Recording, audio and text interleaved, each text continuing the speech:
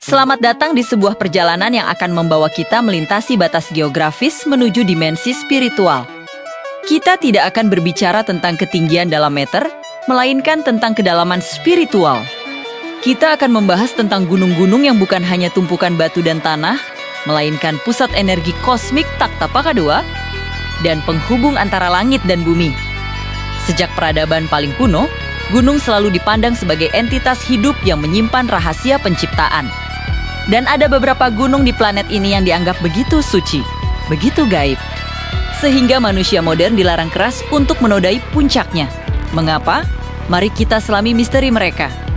Kita mulai dari puncak kesucian global, Gunung Kailash di Tibet. Gunung ini adalah yang paling legendaris, dihormati secara serentak oleh 4 agama besar.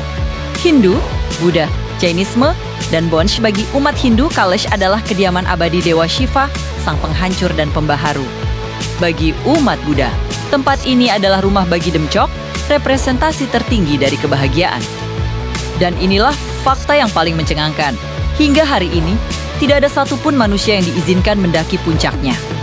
Setiap upaya pendakian, seberapapun majunya teknologi, dianggap sebagai penistaan terhadap tempat tinggal dewa. Mereka yang mencoba konon akan kehilangan arah, atau bahkan menemukan ajalnya. Alih-alih mendaki, jutaan peziarah melakukan kora, berjalan kaki mengelilingi kaki gunung selama berminggu-minggu. Lebih aneh lagi, banyak peziarah melaporkan bahwa saat mereka berada di area Kailash, kuku dan rambut mereka tumbuh lebih cepat secara signifikan, memicu teori yang tidak dapat dijelaskan tentang adanya anomali percepatan waktu di sekitar gunung suci ini. Bergerak ke timur, kita sampai di Jepang dan kemegahan Gunung Fuji.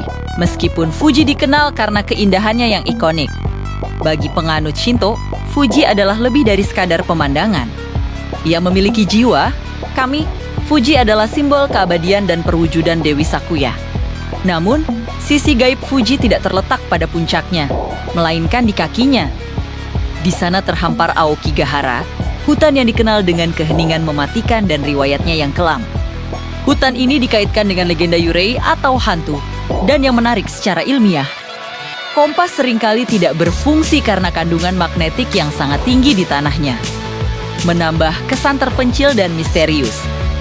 Sekarang, mari kita lihat pusat alam semesta menurut kosmologi timur, Gunung Meru atau Mahameru. Secara mitologis, Meru adalah sumbu kosmik yang menopang jagat raya. Dalam konteks Nusantara, puncaknya diwakili oleh Gunung Semeru di Jawa Timur. Legenda Jawa bercerita bahwa para dewa memindahkan Mahameru dari India ke Jawa. Tujuannya sederhana, untuk memaku Pulau Jawa agar tidak bergoyang. Semeru, oleh masyarakat setempat, diyakini sebagai singgasana para dewa yang tersisa. Oleh karena itu, para pendaki yang ingin mencapai puncaknya wajib menghormati roh penjaga melalui upacara sesaji berkala, demi menjaga ketenangan sang paku bumi. Melintasi benua, di tengah gurun tandus Mesir, berdiri Gunung Sinai.